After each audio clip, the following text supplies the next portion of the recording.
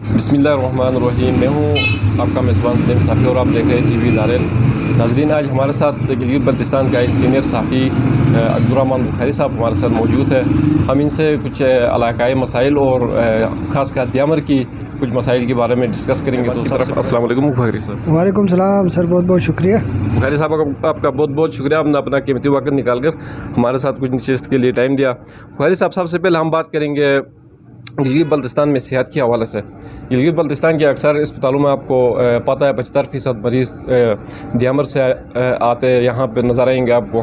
तो जो हमारे दारेल में 30 बेड हॉस्पिटल है वो अभी तक फंक्शनल नहीं है। तांगीर में 30 बेड हॉस्पिटल है, वो फंक्शनल है, लेकिन फिर भी मरीज़ यहाँ आके यहाँ के मुकामी मरीज़ों को भी काफ़ी मुश्किलात होती है। उस हवाले से आप क्या कहना चाहोगे कि वहाँ अगर ये दियामर के हॉस्पिटलों को अपग्रेड करेंगे तो आवाम के लिए क्या क्या सहूलत में होंगे? जी बहुत बहुत शुक्रिया। और मैं ये कहूँगा कि सेहत का शोबा यकीनन एक इंतहाई अहम शोबा है, इंसानी ज़िंदगी का मामला है।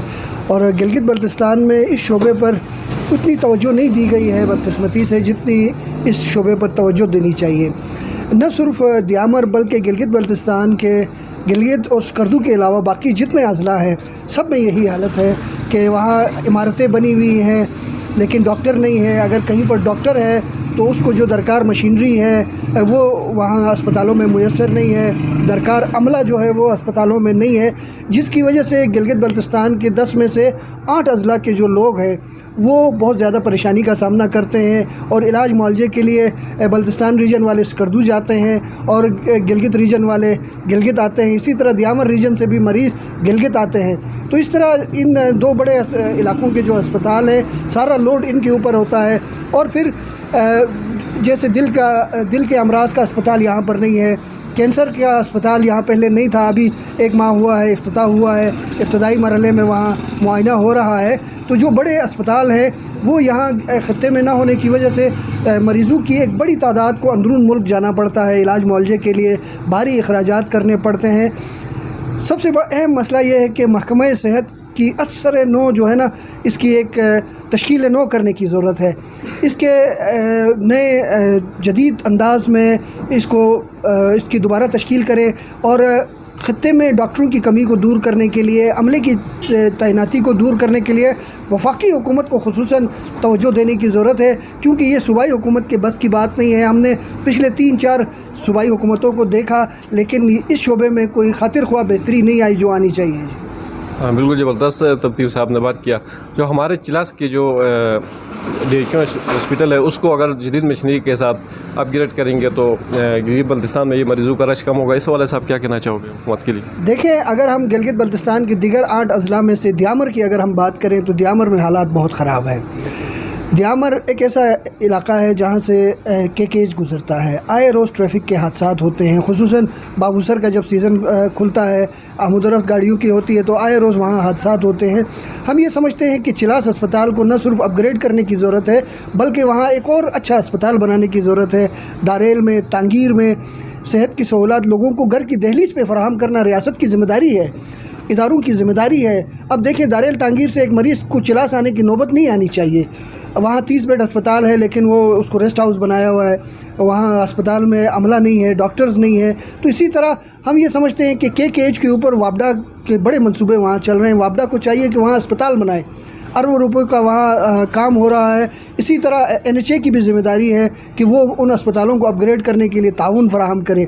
तो इसी तरह सूबाई हुकूमत को चाहिए कि दियामर के जो बड़े इलाके हैं, अब दारेल तांगीर भी आगे अज़ला बनने जा रहे हैं, तो वहाँ ज़िली सतह का एक अच्छा खूबसूरत अस्पताल जो स्टेट ऑफ द आर्ट अस्पताल हो, सहूलियात से आरस्ता हो, उस इलाके की नीड है, वहाँ की ज़रूरत है, तो वहाँ होनी चाहिए। जी बिल्कुल। जी बुखारी साहब, जो हमारे दियामर के जो मेम्बरान हैं वो वोट हासिल करते वक्त ना सर्दी की कुछ शिद्दत महसूस करते हैं, ना गर्मी की और ना दुश्मनी, ना ख़तरात की।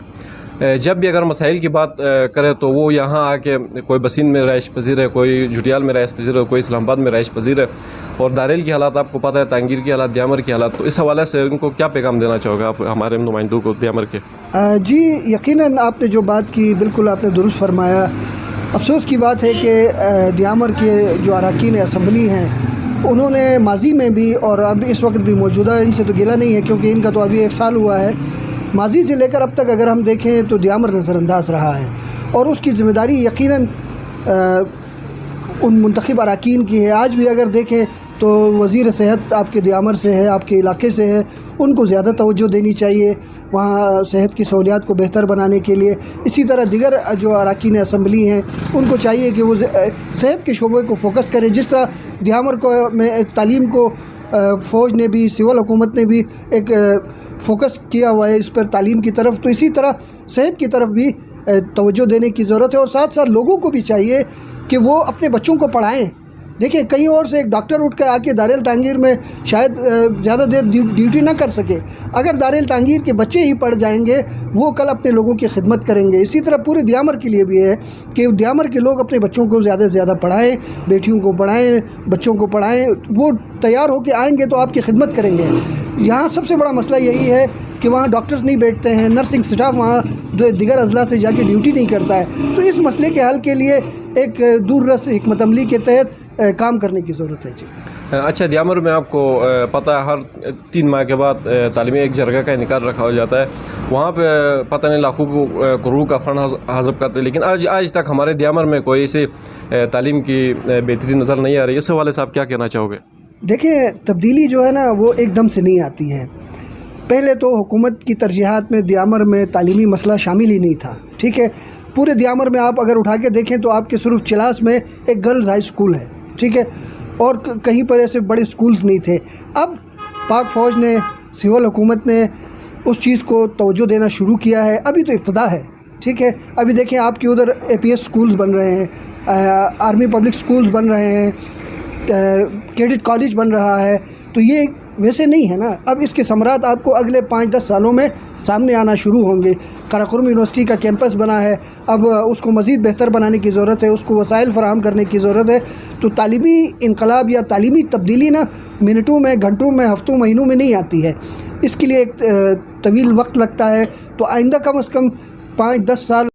اچھا بخاری صاحب، اگر گلگت بلتستان میں ٹورزم کی بات کی جائے تو ہمارے دارل نیچرل بیوٹی میں آپ نے مثال آپ ہے، وہاں پہ نہ ہمارے ممبران کی کوئی توجہ ہے، نہ حکومت گلگت بلتستان کی کوئی توجہ ہے۔ اگر وہاں پہ سیاحتی مقامات کی اگر بات کی جائے تو وہاں ہمارے دارل جو انتہائی خوبصورت جگہ ہے، سالانہ وہاں پہ سماجی تنظیمیں اپنے مطالب کی تحت وہاں پہ فیسٹیول کا کر رکھتے ہیں 14 اگست کو، اس سے آگے بھی بہت خوبصورت جھیلیں ہیں۔ تو دارل میں ٹورزم کو پروموٹ کرنے کے لیے حکومت گلگت بلتستان کو کیا اقدامات اٹھانا چاہیے؟ دیکھیں یقیناً دیامر بہت خوبصورت علاقہ ہے، جن علاقوں کا آپ نے ذکر کیا یقیناً بہت جنت نظیر علاقے ہیں۔ میری ذاتی معلومات کے مطابق بہت خوبصورت علاقے دیامر میں موجود ہیں جو سیاحوں کی نظروں سے اوجھل ہیں۔ اگر ہم سیاحتی ترقی کی بات کریں تو اس کے لیے سب سے بنیادی طور پر جو چیز ہے نا وہ یہ ہے کہ وہاں کے لوگ سیاحت دوست رویے اپنائیں، ٹھیک ہے۔ وہاں کے نوجوان سامنے آئیں اور اپنے علاقے میں سیاحت کی ترقی کے لیے خود سے کوششیں شروع کریں، ٹھیک ہے۔ اس کی میں آپ کو ایک مثال دے دوں کہ پہلے آپ اگر دیکھیں تو صرف وادی نلتر میں سرمائی سیزن میں جو ہے وہ کھیلوں کے مقابلے ہوتے تھے ایئر فورس کے زیر اہتمام۔ پھر مختلف علاقوں میں کمیونٹیز نے خود جو ہے وہ کھیلوں کے مقابلوں کا انعقاد کرنا شروع کیا، جس کے نتیجے میں آج گلگت بلتستان کے اکثر اضلاع میں سردیوں کے موسم میں سرمائی کھیلوں کے مقابلوں کا انعقاد ہوتا ہے، یہ کمیونٹی خود کرتی ہے۔ تو آپ کے ادھر بھی میں یہ سمجھتا ہوں کہ سب سے پہلے ذمہ داری کمیونٹی کی ہے کہ وہ اپنا سیاحت دوست رویے اپنائے، اور اس کے بعد ہوٹل انڈسٹری کو ترقی دیے بغیر ٹورزم کی ترقی ممکن نہیں ہے۔ اب آپ کے علاقے میں بدقسمتی سے ایسے ہوٹلز نہیں ہیں کہ جہاں کوئی سیاح اپنی فیملی کو لے کے آ کے رہ سکے، ٹھیک ہے۔ تو وہاں اگر وہاں کے سرمایہ دار لوگ وہاں ان علاقوں میں اچھے اچھے ہوٹلز بنائیں تو سیاح خود وہاں جائیں گے، سیاحوں کو سیاحت دوست ماحول فراہم کریں، ان کے ساتھ آپ اچھے اخلاق کے ساتھ ان کی رہنمائی کریں تو یقیناً دھیرے دھیرے سیاحت بڑھے گی۔ وہاں ایسے ایونٹس رکھے جائیں جس سے لوگ اس علاقے کی طرف آئیں، تو انشاءاللہ وقت کے ساتھ ساتھ وہاں بھی یہ تبدیلی آئے گی، اور حکومت کو چاہیے کہ وہ بھی سیاحتی ترقی کے لیے جو محکمہ سیاحت ہے، دیگر محکمے ہیں، ان کو اہداف مقرر کرے، ان کو کیلنڈر آف ایونٹ میں وہاں کوئی ایونٹ کروائے، تو اس سے دھیرے دھیرے وہاں بھی انشاءاللہ بہتری آئے گی۔ زبردست۔ اچھا بخاری صاحب، اگر ہماری دارل کے روڈ کے بارے میں اگر بات کی جائے تو آپ تو شاید ہمارے دارل میں نہیں آیا، شتیال سے بازار تک روڈ ہمارا کھنڈرا کا منظر پیش کرتا ہے۔ ادھورے جو منصوبے ہیں نا یہ نہ صرف دیامر بلکہ پورے گلگت بلتستان میں یہ حالت ہے کہ مشرف دور میں بہت سے ایسے منصوبے شروع ہوئے جو آج تک مکمل نہیں ہوئے ہیں. ٹھیکیدار جو ہیں وہ پیسے کھا چکے ہیں اور کام نہیں ہو رہا. تو اگر ہم پورے گلگت بلتستان میں دیکھیں تو دیامر اور نگر دو ایسے اضلاع ہیں جو ادھورے منصوبوں کے قبرستان بنے ہوئے ہیں. ٹھیکیداروں نے پیسے کھا لیے ہیں, منصوبوں پہ کام نہیں ہوا, جس کی وجہ سے لوگ متاثر ہو رہے ہیں. ہم سمجھتے ہیں کہ سول حکومت اور پاک فوج کو خصوصاً یہ چاہیے کہ وہ دیامر اور نگر کے علاقوں میں جو ادھورے منصوبے ہیں ان کی تکمیل کے لیے کردار ادا کرے. ان ٹھیکیداروں کے خلاف سخت قانونی کارروائی کی جائے جنہوں نے پیسے کھائے ہیں اور کام نہیں کیا ہے. ان کو جیلوں میں ڈالا جائے, ان کو بلیک لسٹ کیا جائے, ان کے خلاف کارروائی کی جائے اور ان منصوبوں کے دوبارہ ٹینڈرز کرائے جائے تاکہ لوگوں کو جو مسائل ہیں سڑک کے ہیں یا کوئی بھی ایسا منصوبہ ہے اس پر کام ہو سکے اور لوگوں کو سہولیات میسر آئیں. تو اس کے لیے ہم سمجھتے ہیں کہ وہاں کی ضلعی حکومت, صوبائی حکومت اور جو پاک فوج کے ادارے ہیں ان کو کام کرنا چاہیے. اچھا بخاری صاحب, آپ نے ہمارے دیامر کے بارے میں ایک خوبصورت انداز میں ایک بات کیا. ابھی ہم گلگت لیول پہ ایک کوشچن میں آپ سے کرنا چاہوں گا کہ گلگت بلتستان عبوری صوبہ بننے جا رہا ہے, تو اگر جب گلگت بلتستان عبوری صوبہ بن گیا تو عوام کے لیے یہ مفاد میں آئے گا کہ نقصانات میں آئے گا؟ دیکھیں جی, یہ تو سب سے پہلی بات یہ ہے کہ عبوری صوبہ عوامی مطالبے پہ بنایا جا رہا ہے. گلگت بلتستان کے عوام کی اکثریت جو ہے وہ 74 سالوں سے پاکستان کے آئین میں شامل ہونے کے لیے, پاکستان کا آئینی حصہ بنانے کے لیے سیاسی جدوجہد کر رہی ہے. گلگت بلتستان دنیا کا ایک واحد خطہ ہے کہ جو کسی ریاست میں شامل ہونے کے لیے سیاسی جدوجہد کر رہا ہے. ورنہ اگر آپ دنیا میں دیکھیں تو ریاستوں سے الگ ہونے کے لیے تحریکیں چلتی ہیں. ہمارے یہاں ریاست میں شامل ہونے کی تحریک چل رہی ہے اور اسی کے تناظر میں آج وفاقی حکومت اس کو عبوری صوبہ بنا رہی ہے کیونکہ مسئلہ کشمیر ہے بیچ میں. تو ہم سمجھتے ہیں ایک اچھی پیش رفت ہے حقوق کی طرف.